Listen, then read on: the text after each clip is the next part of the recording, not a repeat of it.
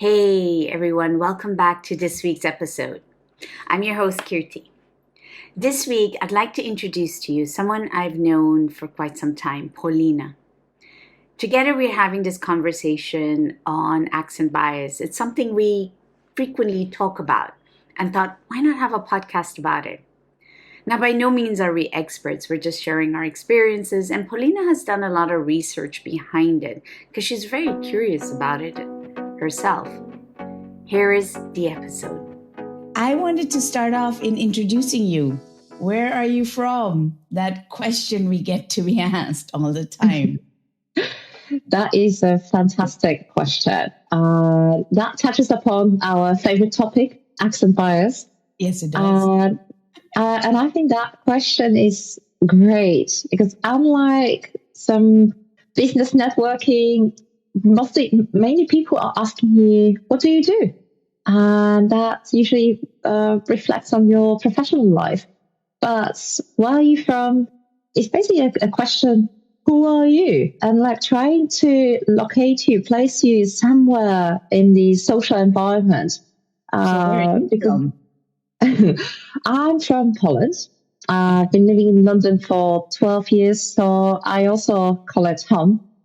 So I live in that space in between where I feel like I belong to both the countries. But London is not a country; it's a city. But it's a little bit like a country within a country.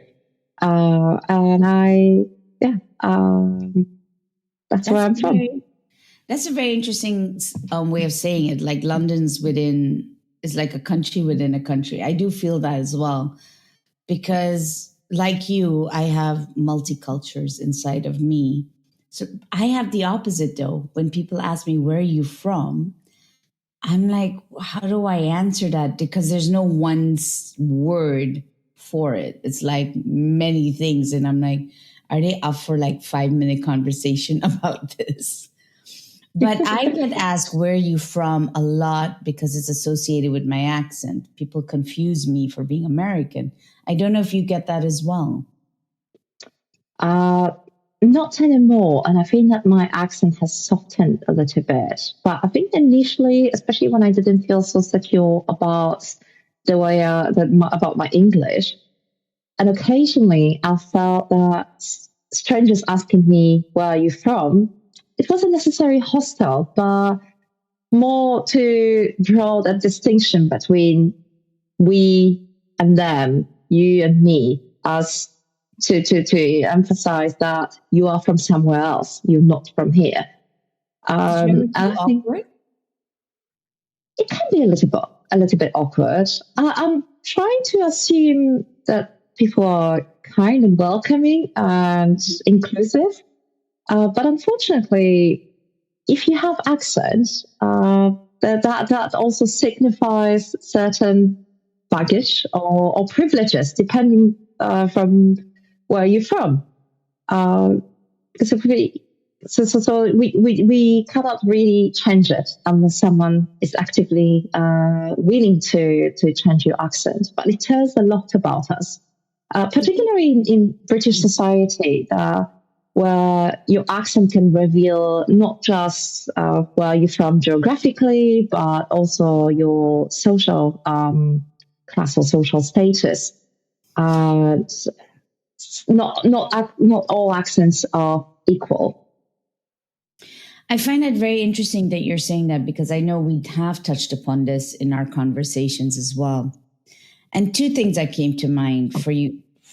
One question is, which I don't know which one to ask first, but I'm going to go and see in the sequences. When did you become first aware or conscious of accent bias in your personal life? When I moved to Britain. One of the reasons is that Polish language is very homogeneous.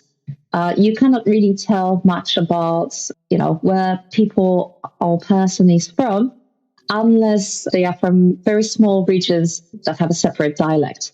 But it doesn't reveal much about which school you went to. Perhaps that's something that we can be grateful for our roots or history under communism. So everyone is equal. there are not many private schools, so it doesn't really tell much about you. But when I came to Britain, it was not only because I had a foreign accent, but I also became aware that even among British people, there's a hierarchy of accents with received pronunciation, or also known as BBC accent or now King's speech, is something that is highly esteemed, and that's the accent that we hear in some more prominent professions, in maybe in media, in parliament, maybe teachers, doctors. They often speak that with that accent. On the other hand, some accents from historically working class regions like Liverpool, Birmingham, rated. Unfortunately, there is some bias, and it doesn't mean that everyone who's coming from the regions are working class, obviously, and it shouldn't be discriminated. But unlike some other characteristics like race, ethnicity, the accent is not protected under the Equality Act 2010. Mm-hmm. So that means that when we have the certain bias, that employers, for example, they can legally discriminate against accents. So if I understand correctly, in Poland, everyone speaks with the same accent, largely due by the social upbringing during communist times, probably. And that has been filtered onwards. Whereas in England, if I summarize it correctly, depending on your social status and your background, you also have an accent, which is very evident. Even living here, I'm like, oh, I can see that. Mm-hmm. Where I asked myself is, when did you become so aware of that moment? Was there a moment in your time where something happened and you went, I see this so clearly? Was it in your work environment or your personal environment where you became very much aware of that? I think it was maybe even catching my own bias, where I would see maybe workers in high-vis jackets, and they are speaking a little bit differently from, I don't know, other people that I know. And I think that I cannot really think about one moment. I think that maybe reflects the evolution that children might go through as accent bias or our awareness of accents intensifies throughout our life cycle. So when it comes to accents in general, you said your accent underwent a lot of change, but did you do that on purpose to change your accent? Was there a moment where you had to do that, or that made you more aware that there are different accents of English around you? So initially, when most of my friends were other foreigners and we were all speaking variations of English, it didn't matter to me as long as we understood each other. But I think when I started working in environments where there were British only people, then I stood out. And I had one situation that was pretty embarrassing to me, but also shocking, where my manager suggested that I should take English classes. And at that point, I've been living in the UK for maybe 4 or 5 years.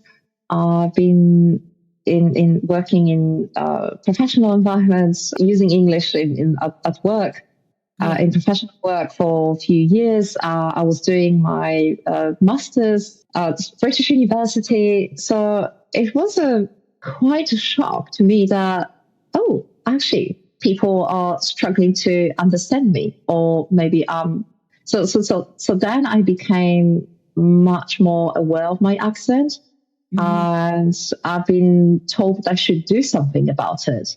Now looking back at it, I disagree with this judgment, and I did a lot of practice, including Toastmasters, where we've met, with maybe focusing more on merits. As I gained more confidence in my professional experience and competences, that accent became less of an issue. I think that naturally become less aware of that. Did it affect your self-esteem? Oh, hugely. It took me quite a few years to believe that, even until today. Sometimes, even talking to my child, I sometimes, I think children are particularly difficult because I think that, I cannot, maybe most of us don't understand toddlers, or not everything what they are saying. And I think it works both ways. Especially at the beginning, I wasn't sure if maybe children understand me because I have a foreign accent.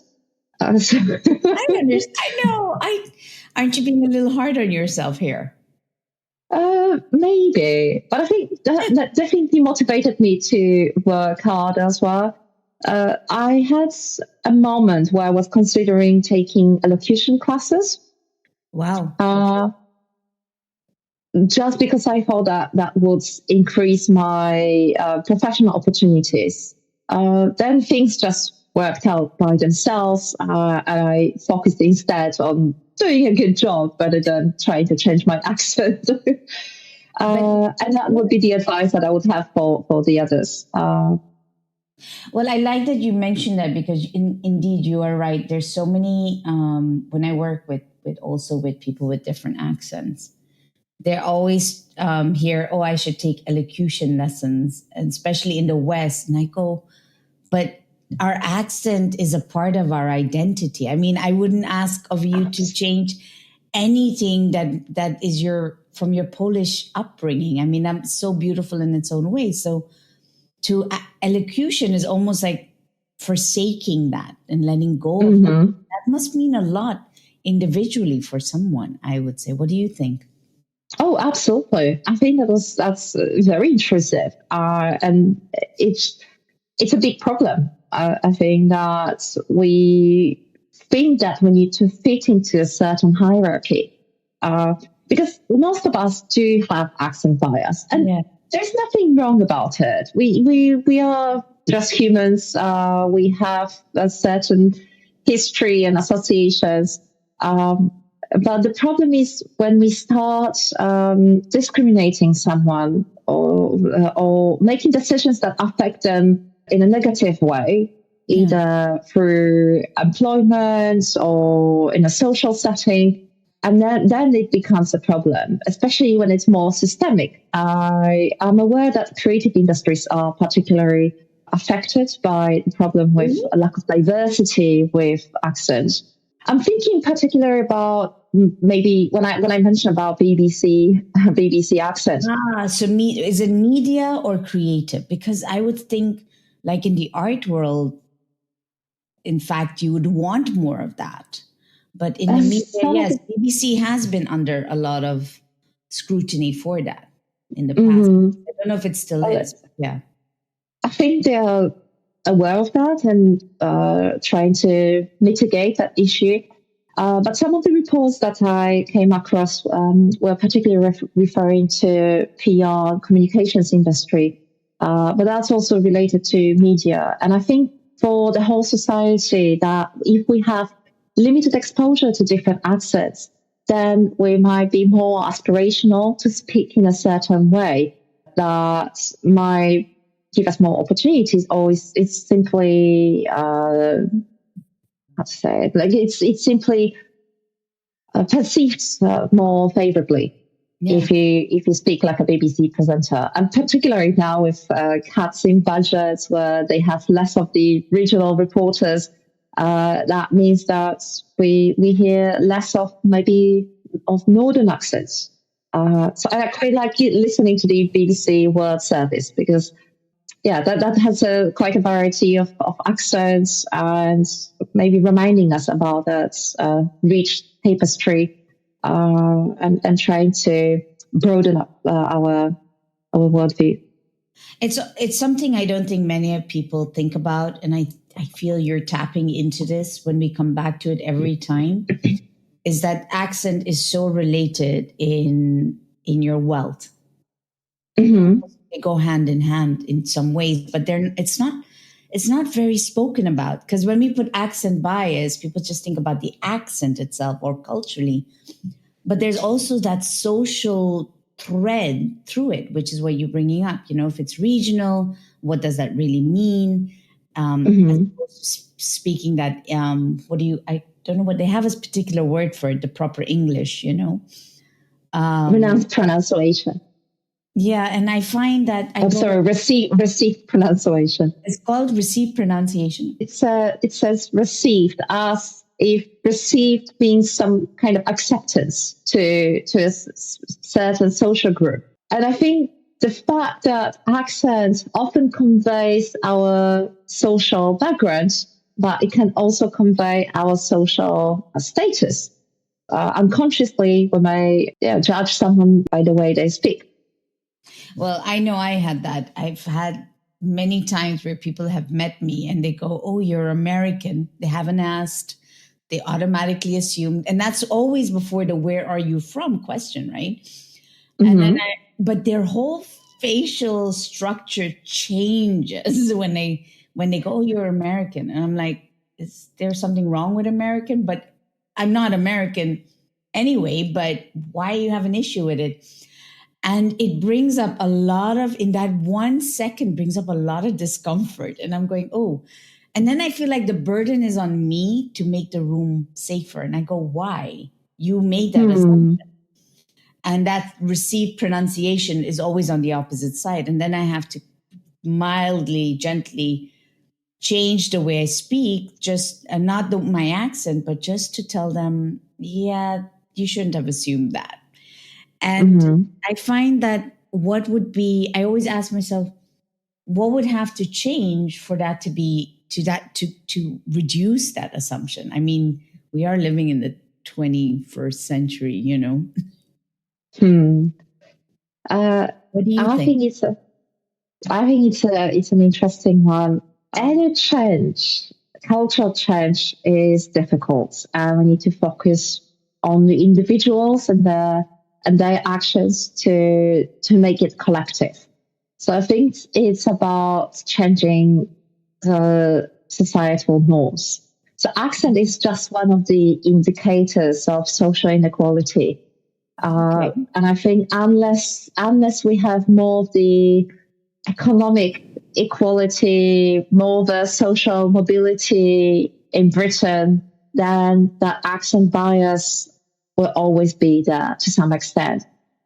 Always? It's shocking, but maybe not always. But I think the impact of it is changing, and the accents are also changing over time. Yeah, but according to Accent Bias in Britain report, those perceptions of the received pronunciation accents as the highest rated accent did not change over 50 years.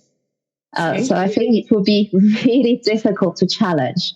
And another interesting fact is that our perceptions of the accent, or maybe self-awareness around the way we speak, intensifies throughout our life. So as children, we are usually non-discriminatory, and we may notice that someone speaks a little bit differently, but we'll play with them anyway. But then, I think for most of the people who go to university, and that university might be further away from home, they would come across people who speak differently from themselves. Or maybe they could be singled out or mocked for the way they speak, particularly for Northern accents. And a lot of, actually, over 60% of Northerners, they reported that at school, teachers were telling them to speak better, so they have better outcomes. So what else I wanted to add to it is that first, that kind of bias or maybe judgment around accent causes a lot of anxiety, particularly for the graduates who will be entering the workplace and being more aware how they might be perceived because of their accents, and because they don't have much of the experience, a professional experience to prove themselves through merit. Those first impressions really matter. and even professionals throughout their career, like senior managers, they might also report that they have a lot of anxiety that the accent might hold them back. It's all on the negative side. But No, I agree with you because I've worked with women and I'd say women because I've had majority of them have been women. And indeed, one of the biggest reasons why women don't stand up from different communities or different cultures is because of their accent. And I'm like, but you have so much to offer. And they go, yeah, but it's better if I'm in the background because, I don't have good quality of speaking. I go, well, what's holding you back? And often one of the core reasons is accent. And then they go, I need to speak to an English person for elocution. And I go, okay, well, when are we going to break this? Because this isn't causing you more anxiousness in the long run because you're flipping your authenticity, but not you're flipping it into something inauthentic. And then the workforce is saying, be authentic. How does that work? Because they're like against each other. So what would make you feel at ease? And the only thing is for every individual to become at peace with their accent and having more people speak, I would say, with different accent. That's why I understand when you say about media, having more speakers would make a big difference. But then what if the accent is very heavy that, like I can swallow my words sometimes. So I become more aware of where to place my tongue, but I'm not sure if that's elocution or not. It's just I want to be understood and I'll do what it takes to be understood, but I don't want to remove my accent. So I don't know, how do you do that? I think the main question here is why would we want to, I'll use the term, switch the code. So maybe in certain environments with your boss at work, you might want to speak more clearly, maybe just because there is more at stake. Yeah. Well, in social environments with people, I don't know, like that you feel more comfortable with, you don't need to guard yourself that much. And I think to an extent, in a professional environment, whatever you do, you might need to fit into certain categories or expectations. So but at the same time, because if we bring a full of our, our full authentic self, I'll be going to work in pajamas. so that might not be the best. Somebody said it and not just me. I find that so hard. It's like, be your authentic self. And I'm like, do you realize what you're asking? If you can be authentic in a professional code, but that means you have to have healthy boundaries. Even with your but do you need to change your accent when you have these healthy boundaries? That is my question, really. Do you need to change your accent to have those healthy boundaries? In my opinion, no one should be forced to change their accent because it's such a intrinsic part of the identity. I mentioned earlier that unfortunately accent is not protected under the Equality Act 2010. However, they can be some other aspects that that are related to accents where you can be discriminated by proxy because your accent may be related to your ethnicity or social status. I would just mention, so my answer is no. And that we definitely should focus on people's qualifications because accent only tells you where you're from, where someone is from, but it doesn't tell anything about their intelligence, about their competences. And if we judge them as less intelligent or less competent because the way they speak, that is a huge problem. To an extent that I read an article recently about a call center in India that they were actually considering using the technology that would change speakers' accents to sound more English. And I found it absolutely horrific. Well, for many Because years we were doing that, right? I would call an airline up, and I'd be in a call center, and I'm like, this person's Indian, and they have Mhm, a name that is not their real name, and I'm just like, how? Why are we saying yes to this? But that was mhm, years ago, but it's still happening. I'm surprised because I don't. yes. Everything is computerized now, but call centers are still doing that? Absolutely. And I think that that's definitely where we need a big cultural shift. Speaking of actually of voice and voice assisted technology, this Yeah. is also an interesting topic. And I hope you don't mind if I No. just briefly touch upon that. I don't know if you have seen, there is a really funny clip about a Scottish elevator. Two Scots get into the lift and they want to go to floor 11, and they simply cannot say that. The voice doesn't understand the accents, and they are trapped in the lift. Yeah, I did see it. I can share the link with you if you want to. So it is quite funny. Really touching upon something really profound on the AI field that I don't think they've really realized. Exactly. Like there is a lot of bias that has been revealed recently, where the data sets the AI has been trained on mainly included white men, reflecting also the people who are writing the code. And so I'm it's glad really I'm glad that somebody else is saying this because we're not saying this enough. I don't think so. absolutely, and I think the same concern we should have for voice assisted technology, and try to train that with a diversity of accents, because otherwise we'll be doomed and we'll be stuck in the elevator. Well, I know, like you said, it's not off from accent bias on with AI. I think it's a subject that definitely should get more visibility because it does Mm-hmm. make a difference, especially now.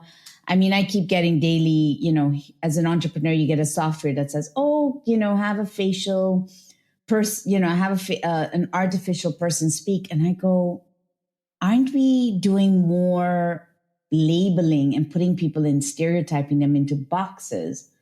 And Mm-hmm. that's just really not the case. I think the importance for being personalized and having good communication skills are now ramped up to be Mm-hmm. personalized. And I remember typing in, and this is way off, but typing in, like, I wanted something about multicultural perspective from a woman. And I put it into AI. And what did I get? Sorry, you shouldn't. This is not in my capacity to share this. But when I typed it for as just a man, I got a whole list, same questions, just by changing the gender. Then I did that with Wow. AI photos. And when I put in doctor, 9 of them were all male and maybe one was female. And that also completely, the hands were a different color, the face was a different color. And it made me question, while everyone's racing to the AI conversation, are we not racing a little bit too much? And this will be the same for accent bias, that we won't realize maybe the consequences in the long run because we're doing all Mm-hmm. of this so quick without any control. But how can you control that is what I ask myself. Yes, but we definitely need the government to put some regulations and legislations in place about AI ethics. But I think that what is really important here is to focus on eradicating or minimizing our own biases when we create those technologies. They can be wonderful. They can really enhance our they can be wonderful tools that can make us all more productive, and maybe hopefully free up, like this a little bit more utopian, to do more of the things that we like doing. But Paulina, But have we you come across any studies or articles or that indicate that they are having some kind of an ethic association? Because I haven't come across. I don't know if you've come across, especially around the AI development, and which would include accent bias. do you mean in terms of voice assisted technology? Because I Just a know you second. always do your research beforehand, which I really admire you for that. So I was like, well, I haven't been able to come across it. Maybe you've had more luck than I have. I came across I haven't done a very in-depth research, but one of the recent research said about Alexa and other smart speakers struggle to understand 23% of accents in the UK. In the UK alone, that's high. Yes, it is. It is. That's so odd. And Welsh accent apparently was most difficult to understand. So they also should be careful with getting into the Welsh elevator. How do I don't know if you've had this, but whenever we flag delicately, I know in the English community it's struggling to be very direct. I know that the Dutch personality in me likes to be direct and just say things as they are. It's just like, all right, let's go in. Well, if accent bias is an issue, how do you address this? Direct, not so indirect. I mean, you know what I mean? Oh, yes, that's actually a very sensitive topic, because you cannot simply just call someone out like, oh, that's a bit biased. I came across, maybe I will speak from perspective of Polish or Eastern European culture. Yeah. We are also quite direct. We may come across as not smiling much, and even being so direct that we sound a little bit rude. Like, the simple example would be, you sit around the dinner table and British person would say, "Oh, wouldn't mind passing me some salt?" Well, maybe a Polish person would say, "Oh, give me salt," and it's not with the. So I had actually so many situations with my partner where he was like, "Oh my god, it's just very direct." So I actually adapted over time, and maybe I didn't realize that I may come across as a bit rude or too direct by British standards. But at the same time, I think it's so much easier that I don't know if that's something that you come across in Dutch or Caribbean culture, but Eastern Europeans, like, when they are angry, they are angry. And like, if someone is angry, they will shout at the street. And I just find it so much easier to communicate, because at least I know what to expect. It's out of your system. Yes. And I have 3 sisters, so I went through a lot of emotional drama. Oh, I don't know if it's a sisters thing, because I have 3 sisters too, and we have to almost get our voices heard, when we were younger. Yes. So a little bit of the directness and indirectness was also there. And my mom was like, okay, now let's send you off to the UK to have an education. So some of the indirectness now flows in. But that's a very interesting way. Like, I'm learning some of the, yeah. So the thing is, when you started off and you said your background matters and what's behind an accent, there's so much more. Absolutely. Than the accent. It tells, in some ways, it actually tells you, like you said, it doesn't tell you the competence, doesn't tell you the intelligence. When I had first moved here in 2018, I would sit in the back of the room of the public speaking sphere. And when I would speak, somebody would actually tell me, they go, "Oh, we underestimated you." And I thought, because of my accent and my height, you underestimated me? I'm like, what does that say? So that means every time, and it is hard when you go into corporate spaces, they've already labeled you the moment you step foot into the room. And I was like, do I have to change and wear jackets and jeans, trade everything just so you can see me as an equal before I say something, and then you're going to judge me on my accent? And I found that very pressurizing. So I decided, like, I'd rather take the loss than the win, because the accent doesn't say anything about your background. It does and it doesn't. It does to me. It says a lot, but to others, you should be the one who takes over the narrative, rather than the others making up stories about yourself without knowing your actual background. But I don't know if you had this. Do you not find that after a while you feel like you're constantly defending your authenticity because of your? Mm, yes, yes, because it's. I think like if you have to work so much harder. I think it all boils down to good communication. Ultimately, we would like to be perceived positively. We all like to be want to be liked, accepted, and and we want to be understood, whatever it means. So we might need to be defensive. It's like, oh, that's not what I meant. Or try to maybe over-explain what is your background, because your accent might be deceiving. But I think that yes, exactly. But I think just more on the being more solution oriented. I think it requires the work on both sides with trying to improve communication. So rather than making the accent to be a barrier, it could be a really nice conversation starter, where we can find what we have in common despite being from different backgrounds. Kirti, I think you and me, we are really good examples that we kept trying. And it's not that we've spoken once in a in a room full of people that we were afraid that might judge you, that we did some public speaking. Well, you did much more. But I think that confidence and tolerance to being judged increases over time. Maybe not being judged, but tolerance to I feel you hit the head though. You hit the nail on the head. It's the confidence with yourself. If you have the yes, confidence with your own accent that I don't need to shift my accent, it changes absolutely. the entire conversation. At least that's how I feel. So for me, it was like make peace with the fact that I enjoy my accent. And I think that also links to just knowing yourself, knowing what are your strengths and weaknesses.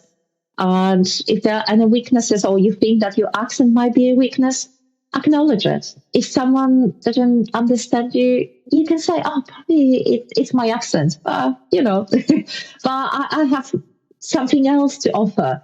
And we've overcome a lot of mental barriers so we can actually speak. We can talk to each other in a podcast today because we believe we have something to say, we have something to share, that we have a right to have that voice and take that space. And I think it's really important to. That's something that I would like to encourage anyone who may be afraid of being judged because of their accent. Just keep trying and see what is the worst thing that can happen. Or what's the best thing that can happen? Absolutely.